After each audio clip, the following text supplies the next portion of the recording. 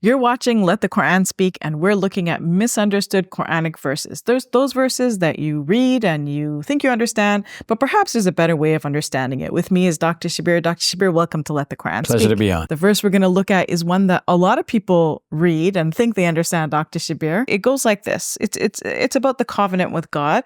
And here's one translation. And whenever thy sustainer brings forth their offspring from the loins of the children of Adam, he calls upon them to bear witness about themselves. Am I not your sustainer?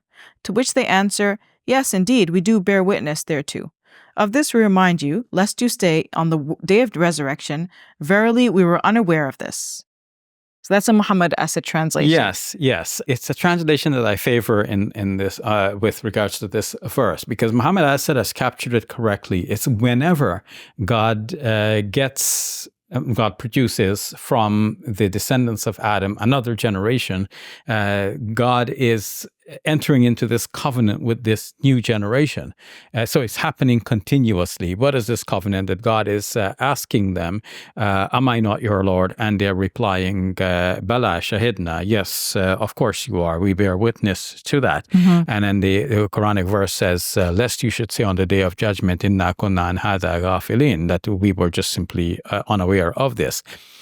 So this is a kind of a proof against them. Now, of course, nobody remembers that God ever asked them this and they replied like this. But commentators on the Quran do say that this could be like when God says in the 41st chapter of the Quran that he turned to the heavens and when it was smoke, and it said to the heavens and to the earth, I'tiya taw'an aw karha, come either willingly or unwillingly. Qalata atayna ta'a'in. They said, we come willingly. So how could the heavens and the earth speak this Arabic language like this? Well, it's not actual speech. This is just a dramatization to give us a sense of how the heavens and the earth are all in obedience to God's command. Mm-hmm. So in a similar way, transporting that idea to our present verse, the idea here is that God has hardwired people for believing for belief in Him, so that when a baby is born, that baby is born with the hardwiring to recognize God as the Creator, so that on the day of judgment, one cannot say, but you know what, I was hardwired for something else. I was hardwired for false belief, and that's why I had false belief. Environment and so on changes the person, so one might have an excuse there. That's why God sends prophets and messengers to reorient us and bring us back to that original hardwiring, to have faith in God as our sustainer. And so on the day of judgment,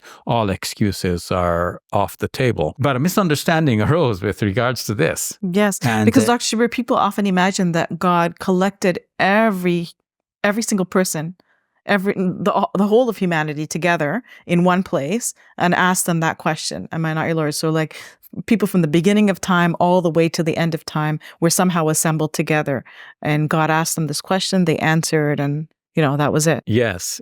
And in fact, that this is, the verse is translated like this very commonly. Okay. And this is widely stated in the classical commentaries on the Quran.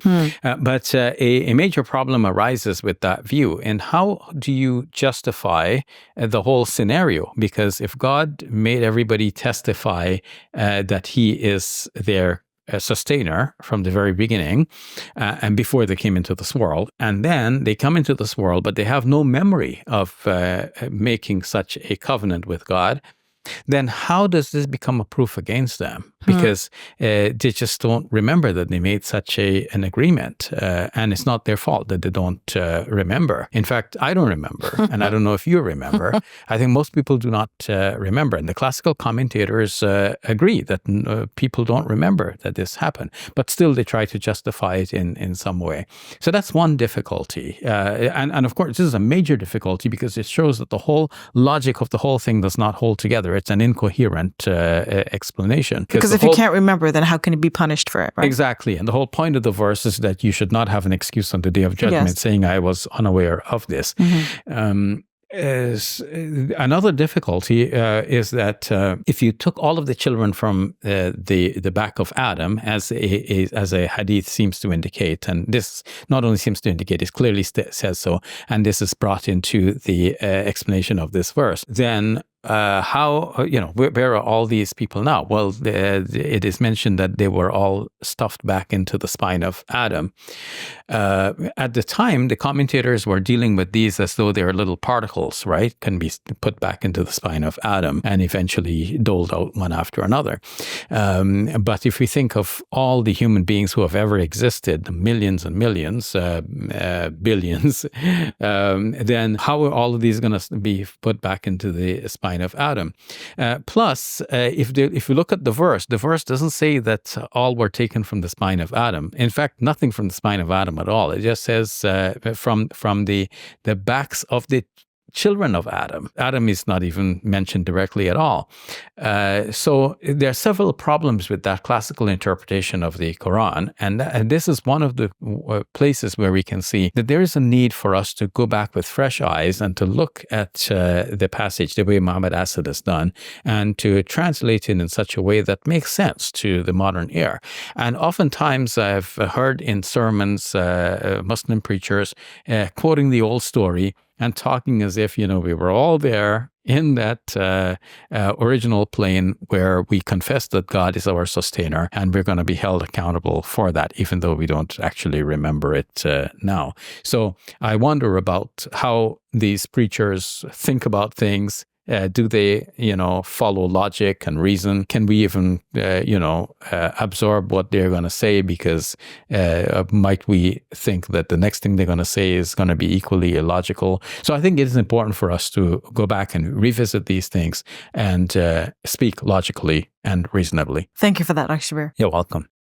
Assalamu alaikum. Welcome to Muslim Media Hub, the new home of Let the Quran Speak. Here we spread positivity and good. We help people experience the beauty of Islam and help them appreciate and understand Muslims. This beautiful building we purchased at cost $2.3 million. Yeah, we've already raised a third of that money, and with your help, inshallah, we can pay off the rest. So we're looking for people who can give $1,000 each. If you can be part of the select group, that's amazing. Otherwise, just please give whatever you can. Every dollar counts. It's our collective responsibility to share the message of Islam with our fellow human beings. Please help us continue this good work. It's a sadaqah jariyah, something that will continue to be a benefit to the Muslim community long after Safiya and I are gone. Please support our work at muslimmediahub.com. Your support is zakat eligible and tax deductible. May Allah bless you and your loved ones today and always. Assalamu alaikum. Assalamu alaikum.